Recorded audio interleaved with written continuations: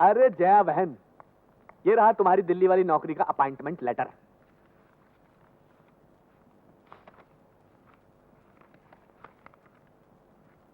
Thank you Dharamchand ji. Pleasure is mine Jaya बहन। Mister अमर, 2 या 3 दिन के अंदर तुम्हारी बीवी तुमको छोड़कर दिल्ली जा रही है। तुम दोनों को बिछड़ते देखकर मुझे बहुत दुख हो रहा है। भगवान दुश्मन को भी ये वक्त ना दिखाए, ना दिखाए।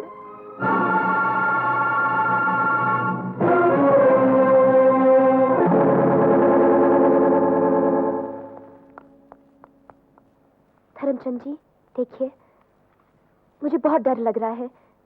मैं अपने पिताजी को कैसे समझाऊंगी? जया बहन, जहां इतना किया वहां वो भी कर लेंगे। कहाँ है श्रीवास्तव जी? श्रीवास्तव जी ऊपर है। ऊपर। नमस्कार। है? नमस्कार श्रीवास्तव जी। नमस्कार। आप मेरा नाम धर्मचंद है। मैं अमर और जया का पड़ोसी हूँ। बैठिए। शुक्रिया। जया आपकी तारीफ कर चुकी है। आप तो बिल्कुल महात्मा गौतम बुद्ध हैं। ये तो उनका बड़प्पन है, वरना मैं किस लायक हूँ। सही बात है। मेरा मतलब है आप अपने आप को तुच्छ समझते हैं, यही तो आपकी महानता है। नमस्ते भाभी जी। नमस्ते। कैसी हैं आप?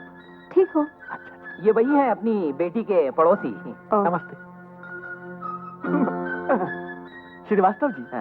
भाभी जी, कल मेरी शादी की सालगिरह है। इस मुबारक दिन पर मैं छोटों की खातिर करता हूँ और बड़ों से आशीर्वाद लेता हूँ। अच्छा। कल आप भी अमर और जया के साथ तशरीफ लाइए। मैं जानता हूँ कि आपका दामाद कामकाज में बहुत मसरूफ है, बिजी है, फिर भी उसको लाने की जिम्मेदारी मैं आप पर सौंपता हूँ। दोस्तों, ये जो आंसू आज आप मेरी आंखों में देख रहे हैं, इनमें से कुछ खुशी के हैं और कुछ गम के। खुशी इसलिए नहीं कि आज मेरी शादी की सालगिरह है, बल्कि इसलिए कि आज हमारे बीच एक ऐसा आदर्श जोड़ा मौजूद है जिसकी जितनी तारीफ की जाए कम है। और गम इसलिए कि ऐसा जोड़ा हमें से सिर्फ एक है, और वो है मिस्टर एंड मिसेस अमर।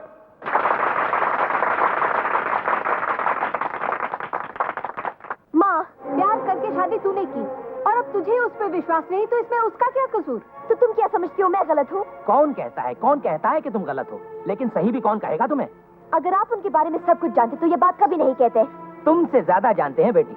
अमर ने हमें खत लिखकर सब कुछ बता दिया है और उसी के बुलाने पर हम दोनों यहाँ आए हैं। हाँ, अच्छा, तो फिर ये भी बताया होगा कि वो रखेल के साथ गुलछरे उड़ा रहे हैं। ये झूठ है बेटी। मुन्नी को उसने गांव वालों से बचाकर सहारा दिया और मैं समझता हूँ वो अपनी जगह सही है। उन्होंने विश्वास दिलाकर अंधा बना दिया है। पानी में बहते हुए इंसान को सारी दुनिया बहती हुई नजर आती है। मैं तो कहती हूँ अभी भी कुछ नहीं बिगड़ा है जया। उसके पैरों पे गिर के माफी मांग ले, वो माफ कर देगा। हाँ। दूसरों के पैरों पर गिरकर माफी मांगने से तो बेहतर है अपने पैरों पर खड़ा होना। और अगर उसमें भी नाकाम हो गई तो फिर मर जाऊंगी मैं, लेकिन झूठे पत्थर को चाटकर एक पल भी नहीं जीऊंगी। जया, रहने दीजिए इसे। जन्म देके अच्छी परवरिश करना हमारा फर्ज था, वो हमने पूरा किया। अब अपने घर को संभाला इसका फर्ज है। माँ बाप के हैसियत से हमने समझाने की कोशिश की, ये नहीं मानी, इसकी मर्जी। चलिए हम अपने घर चलते हैं।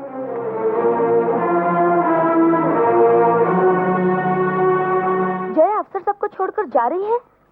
हाँ, मुझे तो पता ही नहीं और किसी ने बताया भी नहीं। तुम्हें ही नहीं, आज तक उन दोनों के बीच में जो कुछ भी हुआ और हो रहा है शायद कोई नहीं जानता, लेकिन मुझे ऐसा लगता है ये सब तुम्हारी वजह से हो रहा है। मेरी वजह से? मुन्नी, अब तुम ही हो जो उनके घर को बर्बाद होने से बचा सकती हो। हाँ, जरूर बचाऊंगी, जरूर बचाऊंगी मैं। जया, तू घर छोड़ के जा रही है? ये अच्छी बात नहीं है। अरे मुझे क्या पता था मेरी वजह से इतनी बड़ी मुसीबत खड़ी हो जाएगी। बेचारे अफसर साहब मेरी परेशानी दूर करने चले थे और खुद परेशानी के शिकार हो गए। पर तू जा कहाँ रही है? तू तो बेवकूफ है, इतना भी नहीं समझती, अपने हाथों से तो अपना घर उजाड़ रही है। मैं तुझे कहीं जाने नहीं दूंगी। अरे अफसर साहब का तो सोच, वो तो देवता है। जया तू कहीं जाएगी नहीं, मैं कह रही हूँ। छोड़, चल हट। नहीं, तू कहीं नहीं जाएगी। तू जाती है कि नहीं यहाँ से? चल बाहर। मेरे होते हुए तू अफसर साहब का घर बर्बाद नहीं कर सकती। मेरी वजह से तू उन्हें तंग कर रही है, लेकिन इस बात की सजा तुझे जरूर मिलेगी जया। जुबान संभाल कर बात कर। मेरे हरे भरे घर को उजाड़ कर मुझे ही कोस रही है तू। बाप को जन्म तो तुझ जैसे तो नहीं दिया है। चल यहाँ से, चल। जया, जया मेरी बात तो सुन। चल निकल यहाँ से। अब मैं तुझे कैसे समझाऊं? मुझे तो कुछ कहने नहीं दे रही है तू। जया, अफसर साहब बहुत भले आदमी है, मेरी बात सुन। अपना घर मत उजाड़। तू अपनी बकवास बंद कर और दफा हो जाए यहाँ से। जया मेरी पूरी बात तो सुन ले। तेरा पति भगवान का रूप है। मैं अपने होने वाले बच्चे की कसम खाकर कहती हूँ जया, मेरा उनके साथ कोई नाजायज संबंध नहीं है। मेरा विश्वास कर, ये सब उस धर्मचंद की चाल है। खबरदार जो इस महान आदमी का नाम अपनी गंदी जबान पर लाई तो चल निकल यहाँ से। देख जया, मेरी बात मान, अपना घर मत बर्बाद कर। चल भाग यहाँ से।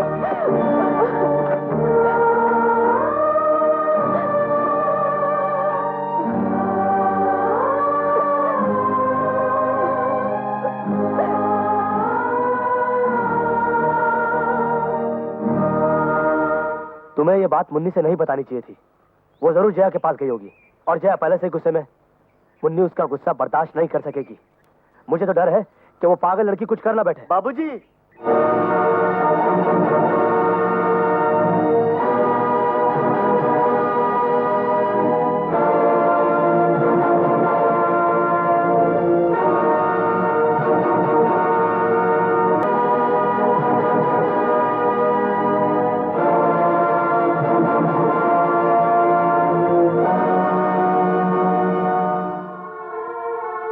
अफसर साहब, जया मुझे घुसने नहीं देगी आपके घर।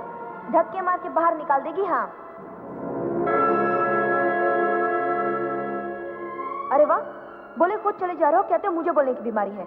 लगता है बचपन में तुम्हारी माँ ने घुट्टी की जगह कोई ऐसी दवा पिला दी थी जिससे तुम्हें बोलने की बीमारी हो गई है। अफसर साहब, मैंने सोचा कुमार से मेरी शादी हो जाए तो मैं हमेशा हंसती रहूंगी। अफसर साहब, तुम तो बिल्कुल बेवकूफ हो। इतना भी नहीं जानते कि सफेद कपड़ा तो मरने पर पहना जाता है।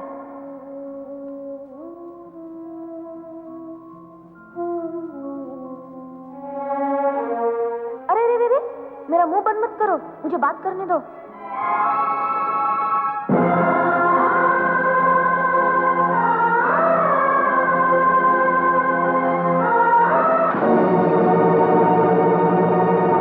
मुन्नी मर गई।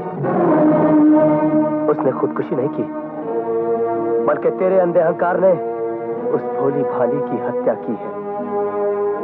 इस बात का एहसास जब तुझे होगा तो तड़प तड़प कर जिंदगी भर पछताएगी तू, रोएगी और हर पल घुट घुट के मरती रहेगी तू, और यही तेरी सजा होगी। मैंने लाख कोशिश की कि हमारा ये रिश्ता ना टूटे, लेकिन तूने 7 फेरों का नाता एक पल में तोड़ दिया। Good, very good. अकेली रहना चाहती थी ना तू? तुझे तेरी तन्हाई मुबारक हो। मैं जा रहा हूं तुझसे और तेरे साए से भी दूर। Good bye.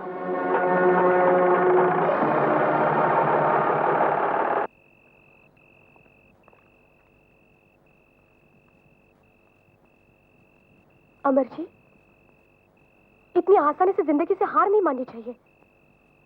आपकी तरह मैं भी धर्मचंद की सताई हुई हूँ। उससे बदला लेने का अब एक ही रास्ता है। क्या?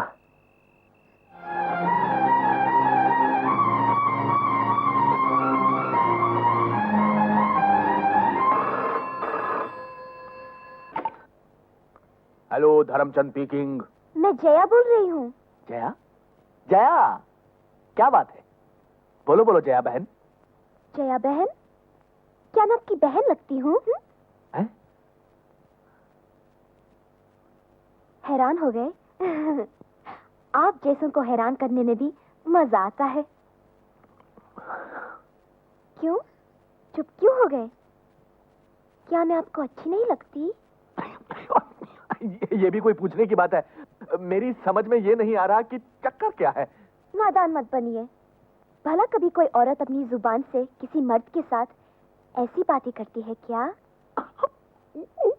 समझ गए ना?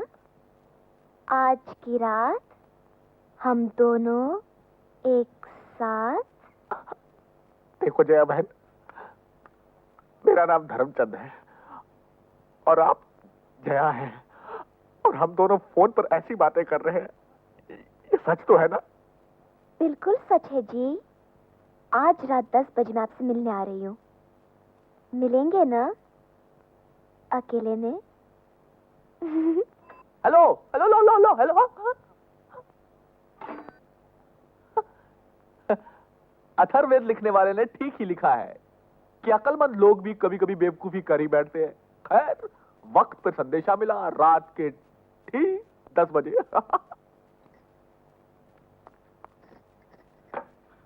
नमस्ते जी, मेरा नाम कमला है। मैं धर्मचंद जी की सेक्रेटरी हूँ। अच्छा, कहिए कैसे आना हुआ?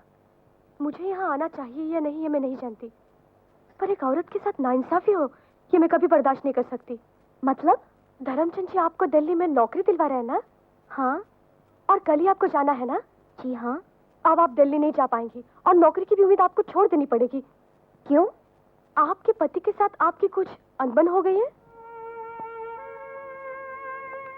इसीलिए वो आपको हर तरह से लाचार और बेबस करके घुटन भरी जिंदगी जीने पर मजबूर कर देना चाहते हैं।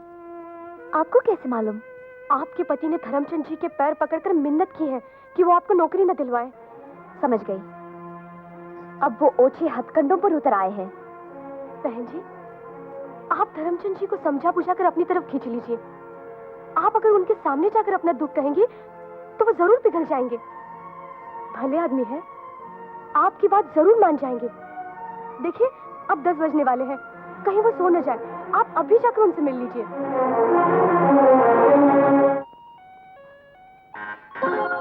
आ गई। Welcome welcome madam. You came into my house, that is God's nature. You came into my house, that is God's nature. Sometimes I look at you and sometimes my furniture. बिल्कुल ठीक वक्त पर आई। वक्त बीत ना जाए इसीलिए वक्त पर आई हूँ। अच्छा, सच सच बताओ, मुझे देखने की ख्वाहिश कैसे हुई? सिर्फ देखने की ही नहीं, कुछ कहने की भी है। मैं तुम्हारी हर ख्वाहिश पूरी करूंगा। अगर मैं तुम्हें खुश कर सका तो मेरे दिल को बहुत सुकून मिलेगा, बड़ी खुशी महसूस होगी मुझे। आप जैसे आदमी का मिलना मेरी खुशकिस्मती है। खुशकिस्मती तो मेरी होगी अगर मैं कुछ कर सका तो। देखिए, अब तक मैं आपके भरोसे पर रही, अब आप ही मुझे छोड़ देंगे तो मेरा क्या होगा? बहुत नाइंसाफी होगी। तुम्हें जो कुछ कहना था तुमने साफ साफ कह दिया। अब तुम्हें फिक्र करने की कोई जरूरत नहीं है, मैं हूं ना। बैठो ना। ओहो, डरने की कोई बात नहीं है। Come on, just relax. आप कितने अच्छे हैं। देखिए, आप अमर की बातों में मत आइए, बस किसी तरह मुझे दिल्ली की नौकरी दिलवा दीजिए। नौकरी की बात इस वक्त क्यों? अब उसे वहीं छोड़ो। अब तुम्हें क्या करना है मैं बताता हूं। वो शाम कुछ अजीब थी, ये शाम भी अजीब है, वो कल भी पास पास थी,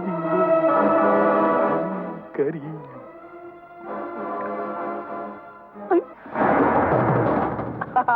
मेरी पत्नी से डर रही हो? घबराओ नहीं, माता के जागरण में गई है, रात भर वहीं रहेगी और जब तक वो वापस आएगी अपना काम। तुम धर्मचंद ही हो ना?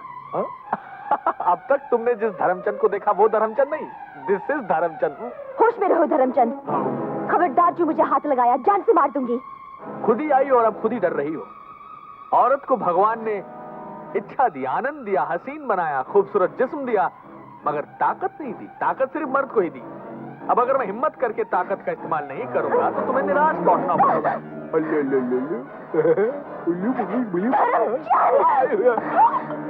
ठहरो मिसेस जया, तुम बहुत संस्कारी हो और यह ठहरा उस संस्कार को जिंदा रखने वाला धर्मात्मा। एक संस्कार दूसरे संस्कार पर हमला करे, यह तो कोई संस्कार नहीं हुआ। अथर्ववेद के आखिरी पन्ने के आखिरी श्लोक में मुझ जैसे संस्कारहीन लोगों को बताया गया है कि ऐसे लोगों के साथ किस तरह से पेश आना चाहिए।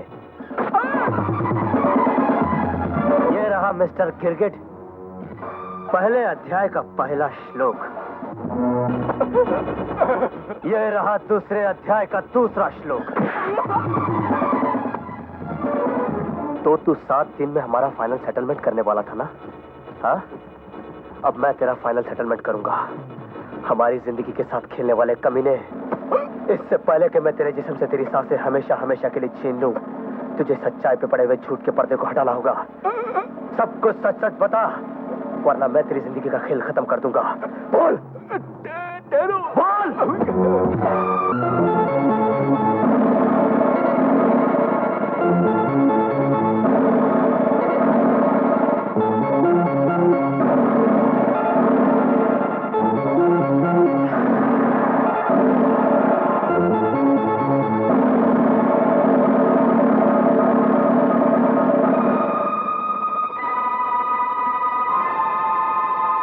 मिस्टर धर्मचंद, दैट इज अमर।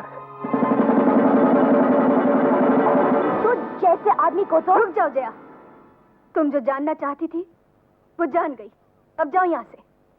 आप नहीं जानती है कैसा आदमी है। न जाने कितने लोगों की जिंदगी अब बर्बाद की है इसने।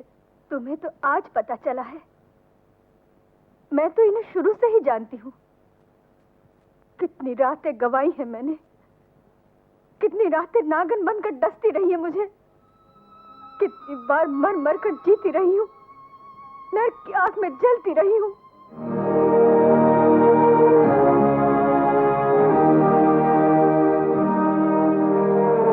मैं जानती हूँ कि तुम लोग मुझे ही दोष दोगे कि ऐसे पति के साथ मैं क्यों जी रही हूँ। मुझे ये भी मालूम है कि तुम लोग मुझे औरत साथ के नाम पर कलंक कहोगे। इतना सब कुछ जानते हुए भी आप इसकी तरफदारी कर रही है? तो क्या करूं? पति को छोड़ दूं? सीता, तुमने वो कर दिखाया जो इस जमाने में कोई पत्नी नहीं कर सकती। तुम पतिव्रता हो, महान हो। किसी पति को अपनी पत्नी के साथ ऐसा सलूक नहीं करना चाहिए जैसे मैंने किया। मैं बहुत शर्मिंदा हूं। आइंदा कभी ऐसा नहीं करूंगा, कभी नहीं। मुझे माफ कर। अरे ये क्या कर रहे हैं आप? उठिए। तुम जैसे आदमी को तो कभी माफ नहीं करना चाहिए। तुम्हें तो ऐसे जाओ जया, अब भी वक्त है। अपने टूटते हुए घर को बचा लो। जाओ।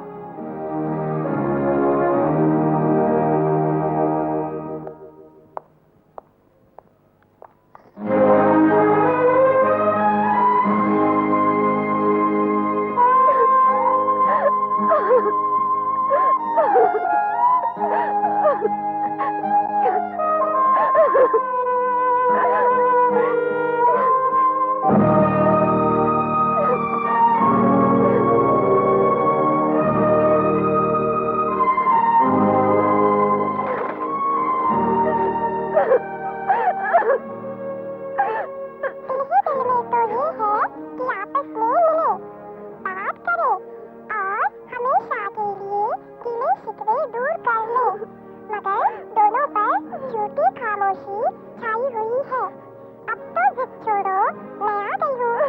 मुझसे अगर शर्म आ रही है तो मैं आंखें